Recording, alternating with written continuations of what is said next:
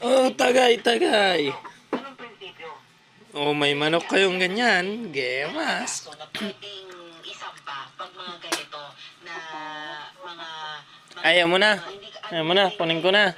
i-post mo yun. Oh, gusto pa. Bawa, kahit na ano lang, bawa hindi naman pangit. Ito gaya nito. Oh, Mga vlogger gemas. nagbibigay ng tulong sa mga mahihirap, lalo na sa mga bata. Pero syempre, expose pa rin yung mukha ng bata, hindi naman nila binublur.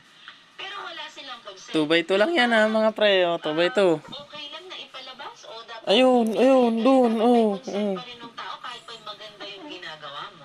Yes, meron naman tayong special law, no? Galing ah. Ang galing ah. Children's Protection Act. Lasing na yung manok.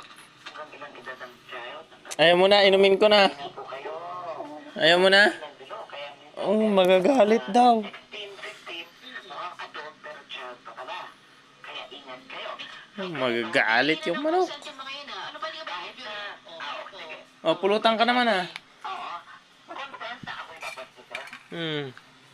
Ito, ayaw mo na to? So, minsan, Oo. may consent, pero para sa maling bagay.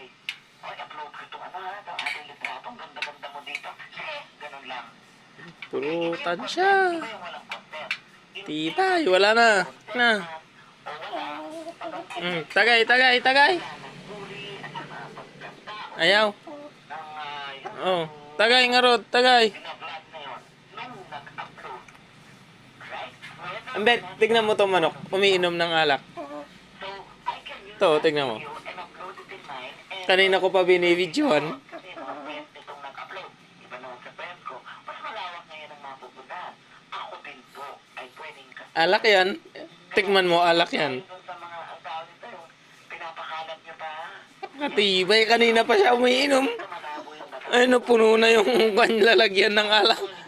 Oh. Pinag-comment pa nga eh, kaya nga minsan na nagiging viral siya. Kasi ang dami nagko-comment. Ayaw mo na, ayaw mo na. Kunin ko na tong alak. Viral. Lalagay ko na. Comment. Gusto mo pa? Nag-comment at nag- Oh. Correct. And that is a post. Alright? Pwede rin kasuhan yung mga nag-comment. Yes. Kung ang nag-comment na yun ay Wala nang pulutan, ubos na. nakasina ng pagkatao. Kung ang kanyang nire-refer naman ay yung vlogger, kasi pwedeng na siya, pwede na vlogger yan, but blah blah blah. May mga ano ha, may mga Katibay mo naman, pre. kailan, ibig sabihin, slander or libel or something. Kasi, sabihin naman nung Paano mangyayari sa manok pag naglasing ng 2x2, ha? sa kanya, ba't ako ngayon ang ididimanda yun? Alright? Hindi rin natin. Wala rin tayong karapatan na manira ng nagtira. Tibay, oh. Tingnan natin kung malalasing to. So, the general rule is if you have nothing good to say against anyone, ano, keep quiet. Keep quiet. Pero ito, attorney, para mas simple lang.